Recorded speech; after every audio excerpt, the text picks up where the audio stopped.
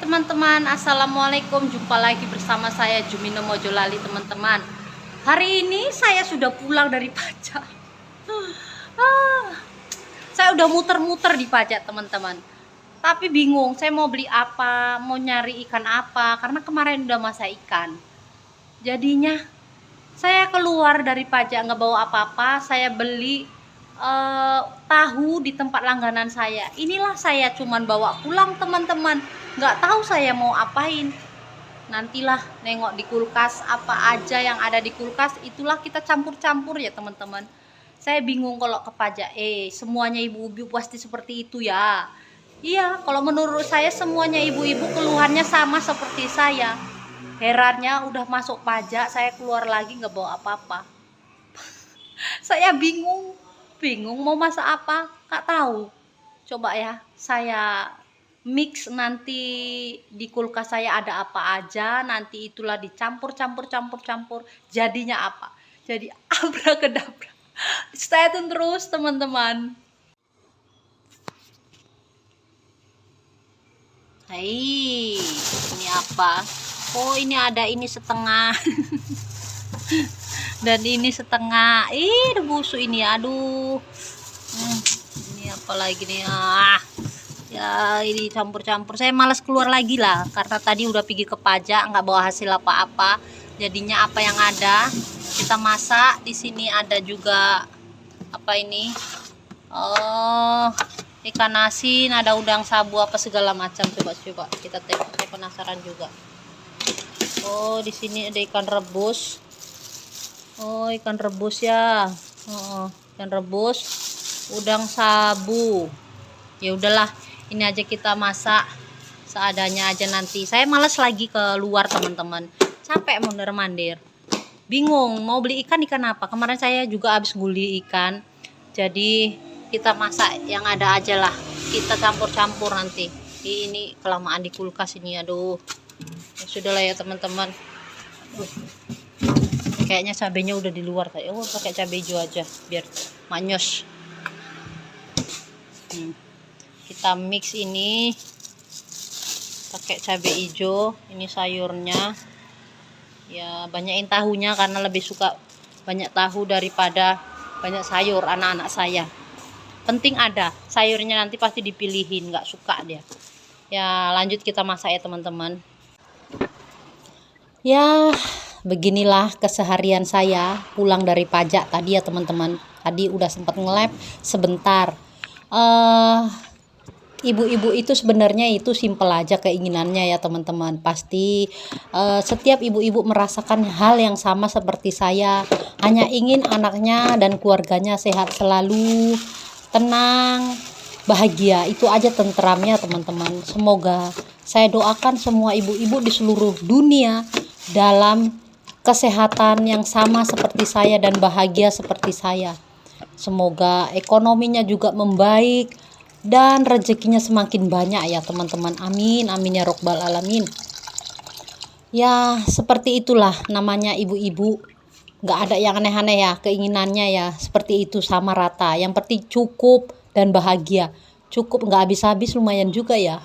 Saya juga mau ya, memang harus itu sih sebenarnya teman-teman. Ya berbagi cerita sedikit. Pasti di luar sana ibu-ibu ada yang menginginkan pingin punya rumah sendiri, pingin punya pekerjaan yang tetap atau yang mapan atau yang begitulah. Yang punya anak juga pingin anaknya cepat besar, sehat selalu. Banyak sebenarnya keinginan ibu-ibu ini yang dimanapun berada ya. Saya juga seperti itu. Saya kepingin ya sejahtera aja lah gitu intinya. Tapi setelah dipikir-pikir, kita sih kondisinya di sini di Indonesia ini stabil alhamdulillah ya teman-teman. Ya saya doakan yang belum punya rumah ya keendang punya rumah, yang lagi merintis usaha ya keendang maju ya, kayak gitu ya teman-teman. Saya punya pengalaman hidup dulu, lika-liku hidup saya itu memang sungguh-sungguh ya dibilang rumit ya gak rumit juga ya, karena udah dilalui akhirnya saat ini seperti ini ya happy gitu. Tapi melalui masa itu dibawa santai aja teman-teman. Insya Allah kedepannya ya kalau kita menjalani dengan ikhlas, gigi berusaha ya teman-teman, jangan malas. Rezeki nggak akan datang sendiri kalau kita nggak berusaha ya teman-teman. Karena semua itu memang harus kita jalani ya teman-teman. Dulu saya nggak punya rumah ya, alhamdulillah sekarang adalah. Dulu anak saya kecil ya, sekarang udah besar. Ya gitulah ya teman-teman, memang jangan heran kalau kita dipandang sebelah mata sebelum punya apa-apa teman-teman, itu memang manusiawi loh. Orang saya juga kayak gitu, sama kita teman-teman, sama. Jadi nggak usah banyak mengeluh. Buat ibu-ibu, kita harus semangat, nggak usah dengarkan omongan kata orang begini begitu ya. Kalau saya sih udah biasa, saya intinya kalau saya tidak suka ya sudah, saya diam saja. Bagus saya melakukan pekerjaan saya saja, fokus dengan kegiatan saya, nggak usah peduli omongan orang begini begitu. Aduh, kalau didengerin ibu-ibu, omongan orang itu ribet ya, saya males gitu. Jadinya pikiran saya harus tenang, jadi nggak tenang mikirkan kata-kata orang. Aduh, buat saya sakit aja. Bagus saya kerjakan apa yang menurut saya ada di rumah, yang bagus kita beres-beresin rumah jadi terang, pikiran kita juga tenang. Ya seperti ini contohnya, saya memasak apa, menyuci apa, menggosok, ya banyak sih sebenarnya kegiatan yang memang harus kita lakukan sebagai ibu rumah tangga atau ibu-ibu. Jadi nggak usah dengarkan apa kata orang.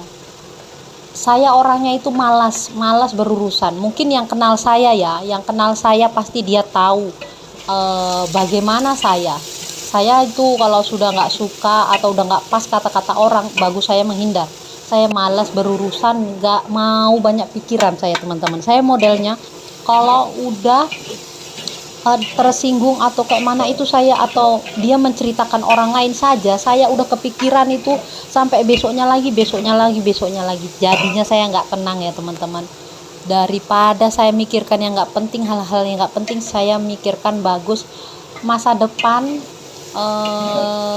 kayak mana caranya yang memang harus kita tata gitu aja untuk diri kita. Ya intinya untuk diri kita sendiri lah, pikirkan untuk diri kita sendiri. Suatu kita sakit nggak ada yang menolong nanti teman-teman, yang menolong ya cuma satu, ekonomi kita. Memang ada yang simpati, paling keluarga dekat kita saja teman-teman. Jadi intinya nggak usah terlalu peduli omongan orang, karena sewaktu kita nggak punya, ibaratnya sewaktu kita jatuh, orang cuma tertawa melihat kita yang lagi kesakitan teman-teman.